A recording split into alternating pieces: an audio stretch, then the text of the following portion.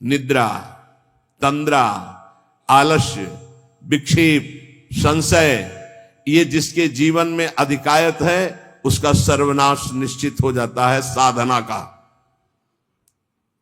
नींद पर काबू पाओ, निद्रा के अधीन मत हो, ये बहुत बड़ी शत्रु है, ये भजन का नाश करने वाली है।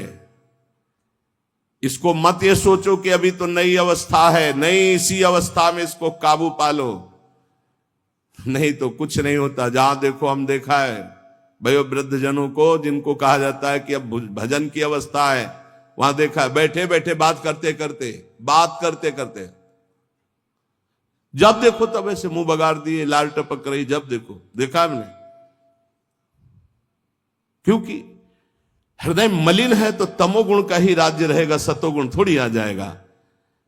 यौवन अवस्था में निद्रा को शासन में ले ले, ए विजयी या अभ्यास विजयी कर देता है। निद्रा, तंद्रा, ना नींद है ना जागृत अवस्था है, बेशुद्ध अवस्था सी रहती है। आलस्य, किसी भी सत्कार्य के लिए अंदर उत्साह न रहना। विक्षेप, बार बार भोगों का आकर्षण होना। संशय, ये बातें बिल्कुल साधक के जीवन में नहीं होनी। पक्की बात समझ लो, भगवान को प्राप्त करना कठिन नहीं है, संसार का राग त्यागना कठिन है। और वो सत्संग शुरू है, भगवान ने सत्संग दे दिया है, ये रोज काट रहा है तुम्हारे संसार राग को, पक्का मानना। निद्रा, तंद्रा, आलस्य, विक्षेप, संशय, ये जीवन में साधक के नहीं होने चाहिए।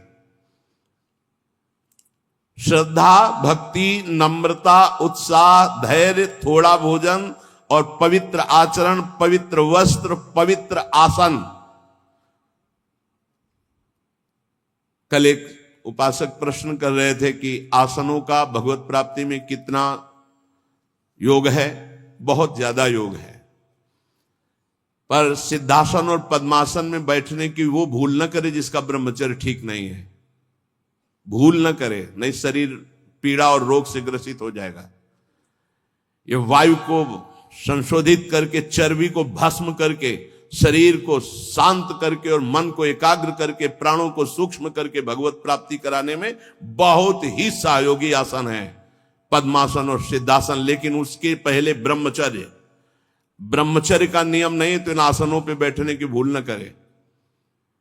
गृहस्थ सुखासन पर बैठे, पलथी मार करके ऐसे आराम से सुखासन पर अभ्यास करे। 30 मिनट, 40 मिनट, 48 मिनट शांत भाव से मंत्राकार वृत्ति करने का, ये सब सही है। लेकिन 1.5 घंटे, 2 घंटे, 2.5 घंटे, 3 घंटे सिद्धासन और पद्मासन में गृहस्थ धर्म में जो ब्रह्मचर्य का ठीक पालन नहीं करते उन्हें, और विरक्त धर्म में ही इस आसनों का विशेष प्रभाव पड़ता है। तो अगर गृहस्थी में ब्रह्मचर्य का पालन कर रहा है तो बैठ सकता है। योग कोई ऐसी चीज नहीं है कि जो चाहे जैसे चाहे ऐसे मनमानी आचरण नहीं, गुरु के समीप, नहीं तो शरीर रोग से ग्रसित होने की संभावना रहती। प्राणवायु बिगड़ जाए तो कई प्रकार के रोग उत्पन्न हो जाते हैं। उपासक को चाहिए कि आसनों का अवश्य अभ्यास करे। इससे ऊर्ध्वरेता होने में बहुत सहयोग होता है आसनों से, ब्रह्मचर्य का। जैसे आप शांत ऐसे बैठे हैं पद्मासन या सिद्धासन से, अब आपके अंदर वायु बिगड़ेगी, भीषण दर्द शुरू होगा, जांघों में दर्द शुरू होगा, शरीर में विशेष हरकत पैदा होगी, विशेष बिजली दौड़ेगी, एक शक्ति, शांत एकदम, मंत्र में पूरी वृत्ति।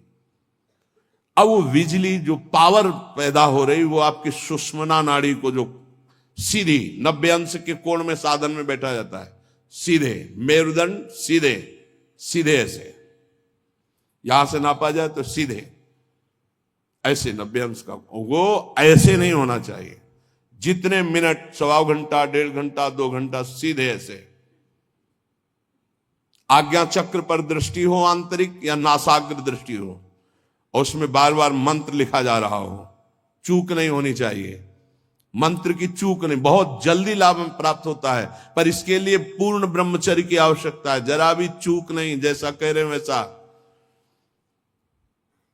प्राण सूक्ष्म होने लगेंगे, मन एकाग्र होने लगेगा, शरीर शांत होने लगेगा, चंचलता रहित, पर एक बार पसीना पसीना, एक बार भीषण कष्ट प्रतिदिन, जब तक शून्यावस्था नहीं आती शरीर की, तब तक वो साधक को यही पापों को भस्म करता है। यही आसन उसको दिव्यता प्रदान करते। अब इतनी हीट पैदा होती है उसके अंदर, अगर संयम से नहीं है तो व्यभिचारी बन जाएगा।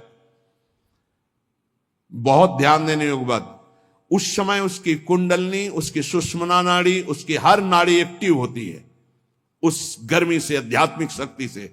अगर वो व्यभिचार की जरा भी गलती करेगा तो कुंडलनी की अधोगति हो जाएगी, अधोगति नीचे की तरफ हुई, भारी व्यभिचारी बन जाएगा। ये ऊर्ध्वगामी जीव ही सुषुम्ना मार्ग संचारी, सुषुम्ना मार्ग से संचरण हुआ, आजीवन के लिए काम रूपी वेदना से मुक्त हो जाएगा। जीव ही ऊर्ध्वरेता ब्रह्मचारी हुआ, संकल्प ही खत्म काम का, नष्ट हो जाएगा। एक ऐसी परमानंदमय स्थिति योगी की, वही सब बिना कुछ किए ये स्वाभाविक हो जाएगा यदि नाम जब श्वास प्रश्वास से किया जाए। ध्यान रखना।